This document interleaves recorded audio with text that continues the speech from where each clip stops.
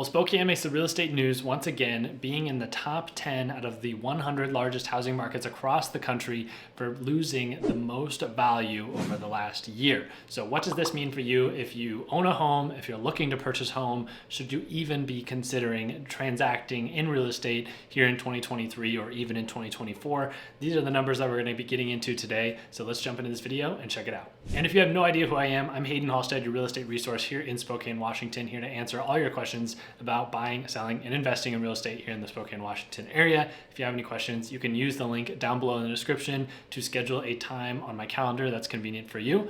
So recently, Spokane made the top 10 list of housing markets across the country that have seen the biggest decline across the country.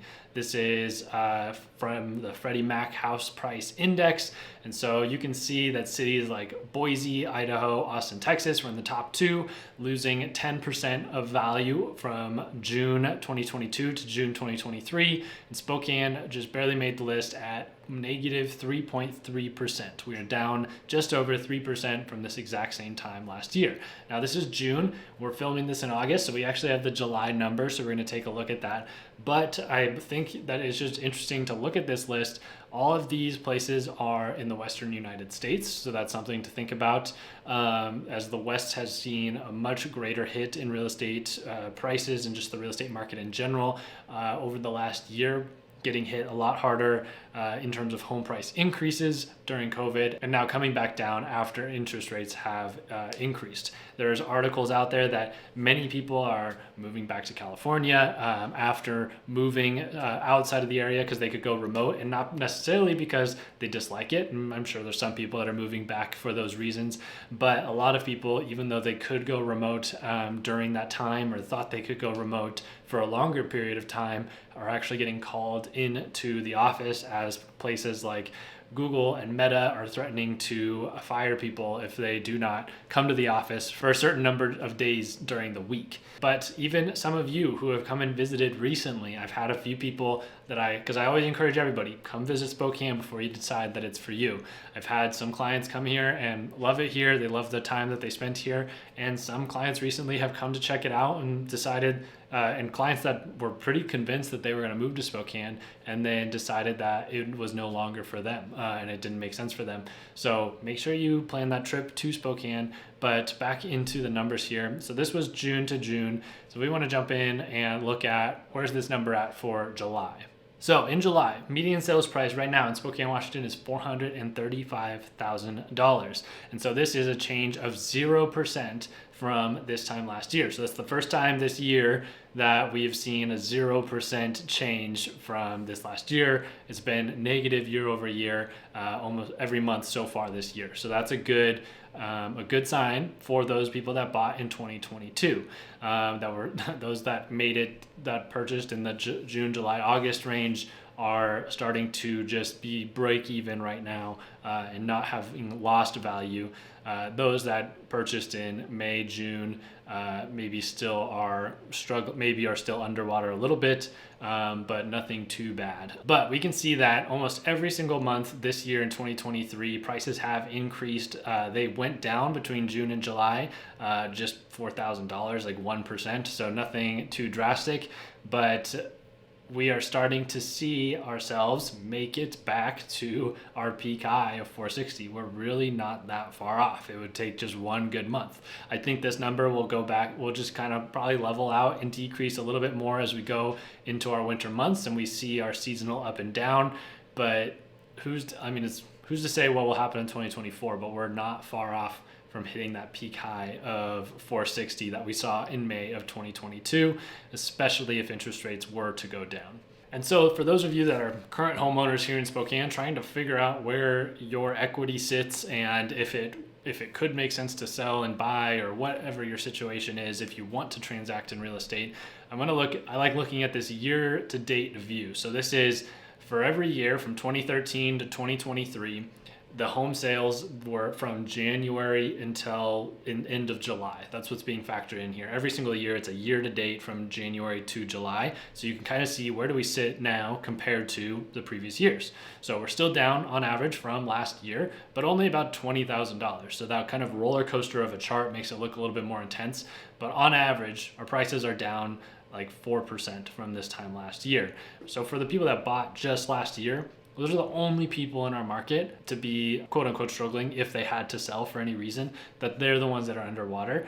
And then it's those that, but anybody that bought 2021, 2020, they are still up. I mean, 2020 we're up like well over 40% from that time. So nobody in our market is struggling to get out of their home if they needed to, except for certain cases where, let's say, like I've worked with somebody recently that bought their home in 2020 and rode the wave of equity increase over that time, and they wanted to pull out a home equity line of credit in order to purchase the next home that they were going to buy in Arizona. They knew they were going to move down there. And so without consulting their realtor, they just went and got their HELOC on the house. The appraiser appraised the house for far more than today's current market value, which allowed them to leverage the house beyond what today's current market would allow them to sell that property for. And so that's putting them in a position where they might have to bring money to the table because the low interest rates, the increasing market, and appraisers that just said the market's still going to keep going up, so we're just going to price it, we're going to assume this house is going to continue going up in value. That's definitely caused some people to get caught holding the bag, so to say, because they over leveraged their property during the time that prices were going up and interest rates were super low. So I'm seeing some of those people. And if you did buy in 2022 and you need to get out of your house, there are creative ways that you can get out of it, which we could go into in another video. If you have a lower interest rate, there's things like seller finance or subject to seller financing if you own your property free and clear, rent to own type situation. So if you don't have any equity in the property but you need to get out of it, just reach out. There's creative ways to take care of that. But the moral of the story here is that the majority of people that have purchased in the last 5+ years, at least, or I mean within the last 5 years, the majority of them are in a good spot to get out of their home, and it's not causing this compression on our market in any way possible. And it's what's contributing to our issue with inventory here in Spokane. So inventory is kind of a weird one. As you can see, I'm going to stick it on this year to date, so January to the end of July. We are at the lowest level of new listings from any year in the past 10 years. I'm kind of like a broken record, but I keep saying it. There's no houses on the market. And so even though we can go to our active inventory and see a number that is much higher than you would think with that, so we can go to month's supply of inventory and we see that we are at 2.4 months of inventory. It would take 2.5 months. And so this is the first time in like 5 years, I think all the way back to 2017, that we have seen a number over 2 months during the summer months. We hit it a couple times in the winter in a few of these years, but in the summer months, this is the first time in 5 to 6 years that we've seen 2.5 months of inventory.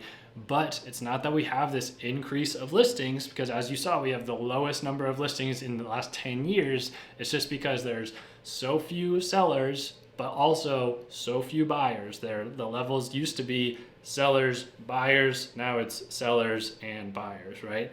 And so we're putting it in a market that is just kind of slow, let's say, and that's even the wrong word, because if we jumped over to the days on market, we're still at 12 days on market, which historically is a very quickly moving market. So what is going on here? It's hard to interpret this necessarily, but because interest rates are forcing so many buyers out of the market, it's limiting the number of people that can be there. It's limiting the number of sellers that can put their home on the market because they can't transact to do something new. And so for the small pool of people that are still transacting right now, they're people that need to transact. They need to do it for whatever reason that it is in their life. So there's a lot of motivated people out there still doing transactions quickly, and that's what's causing it to be 12 days on the market. And the interesting thing is that I think that a lot of this is to be blamed on the desperate realtors, because what is really happening here and who this is impacting the most or I won't even say the most, because it's impacting buyers, because even though there's tons of inventory on the market, there's no new inventory. There's not a bunch of new houses coming on the market that are interesting for them to go look at. The thing that is happening is that if there's so few transactions, roughly 300 to 400 less transactions every single month right now, considering that there's about 150 to 200 less home sales and 2 realtors needed for each of those transactions. So that's 300 to 400 deals that those realtors are losing out on. And there's 2,700 of us here in the Spokane market.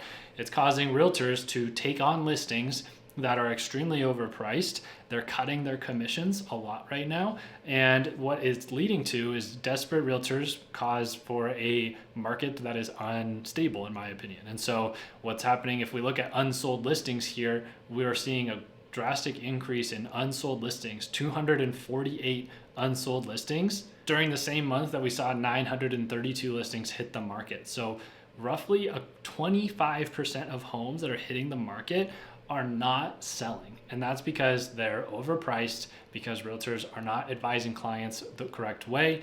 There's a lot of buyers, there's a lot of you sitting out there on the sidelines wanting to buy, but the prices that they're getting listed at is not what is possible for you to purchase at with these interest rates. But again, this market is confusing, and it's very interesting to just look at the numbers together on this, because it's not that these homes are necessarily selling for much less than the original asking price. On average, homes are receiving 99.7% of the original asking price. And now a lot of homes will list and expire and list and expire, trying to get the home to pop up on Zillow as a new listing over and over again, and they'll drop the price each time. So this isn't 100% accurate, because it's not necessarily taking into account that original price if they relisted the property.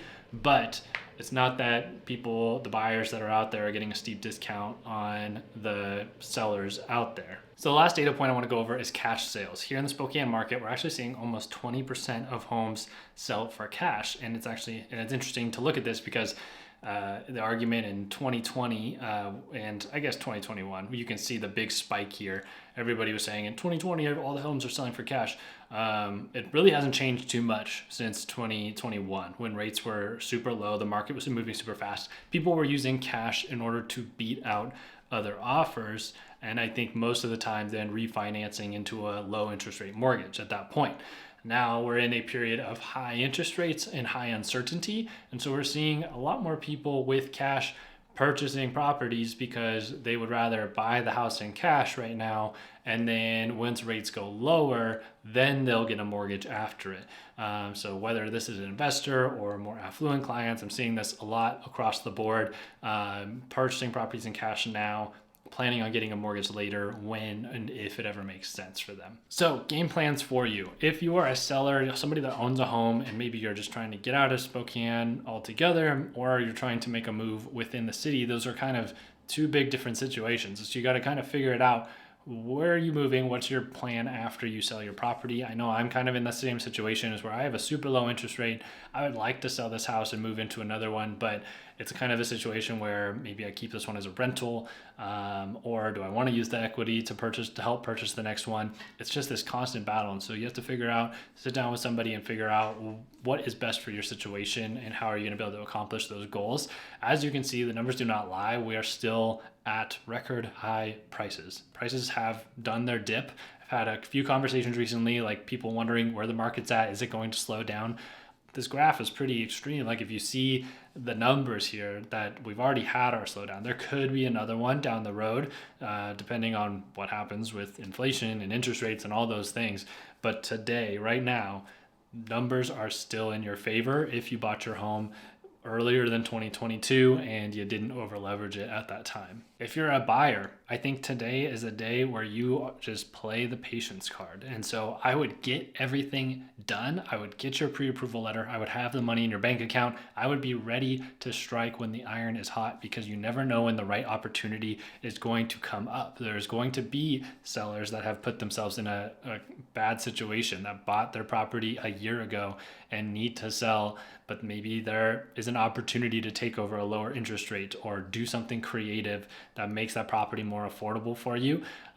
So be patient, go slow. That's my biggest recommendation for buyers right now, specifically in this high interest rate market of being an average of 7.3%. I feel it picking up, it's starting to normalize. And so, like I said, there are people that have to transact out there and do purchase homes at 7.3%. So if you do not have to, be patient, but don't be this person that says they're going to wait for prices to drop. That's not what we're waiting for. We're just waiting for the right opportunity. So be very defined on what you're looking for. And because a lot of those people that I talk to that are waiting for prices to drop, waiting for interest rates to drop, they have not defined when they're going to get into the market. That's my first question is, when are prices going to be low enough? When are interest rates going to be low enough? And there's never an answer. So make sure you have an answer so that you can jump and take an opportunity when you feel the opportunity is there. So this has been a very interesting market update. I am excited to see how we wrap up quarter 3 and really quarter 4 into quarter 1 of next year. It's going to be very telling. Are we going to see it completely die out like we did this past year, or are things going to start normalizing going into 2024? It's really hard to say, but we're all along for the ride, and I will keep you updated on this channel. So if you don't want to miss any of those updates, make sure to subscribe, hit the like button. And remember, I'm Haydn Halsted, your real estate resource here in Spokane, Washington. I would love to answer any questions you have about the Spokane area, about the housing market, and how to purchase or sell in this market right now. Use the link down below in the description to schedule a meeting directly on my calendar at a time that's convenient for you. Thanks so much for watching. We'll see you in the next video.